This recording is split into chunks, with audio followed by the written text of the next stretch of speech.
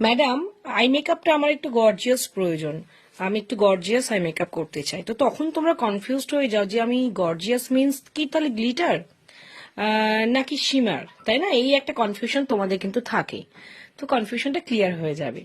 কোনো কোনো makeup artist glitter অ্যাপ্লিকেশনে কমফোর্টেবল ফিল করে, কোনো কোনো মেকআপ আর্টিস্ট শিমার অ্যাপ্লিকেশনে।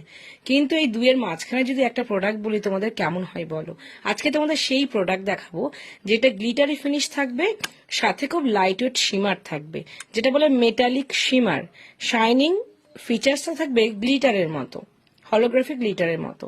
আজকে তোমাদের দেখাচ্ছি, দেখো সপারলের এই চারটে সিঙ্গেল আইশ্যাডো বলা যায় বা সিঙ্গেল শিমার, কোনো প্রকার টু ওয়ে জেল বা গ্লিটার গুলো লাগবে না। অ্যাকচুয়ালি এটা সিমার, একদম ক্রিম ফর্মও না আবার একদম ডাস্ট ফর্মও না, এত একটা সফট টেক্সচার করেছে এই প্রোডাক্টটায়। তো চলো প্রোডাক্টের সোয়াচেস দিয়ে তোমাদের দেখিয়ে দিই। গোল্ডেনটা আমি সবার শেষেই দেখাবো, আগে অন্যান্য শেডস গুলো দেখিয়ে দিই, তার সাথে কিন্তু শেডস এর নামগুলো তোমাদের সাথে অবশ্যই শেয়ার করবো।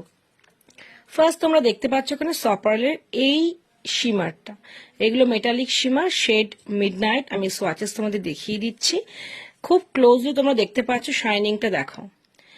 অনেক সময় glitter application, loose glitter application করতে গেলে তোমাদের সময়টাও বেশি লাগে, আর সেক্ষেত্রে অনেক সময় মেসি হয়ে যাওয়ার সম্ভাবনা থাকে। কিন্তু এই ধরনের প্রোডাক্টগুলোতে কিন্তু এই প্রবলেমগুলো আসবে না। জাস্ট ফিঙ্গারে নাও, ব্রাশে নাও, অ্যাপ্লাই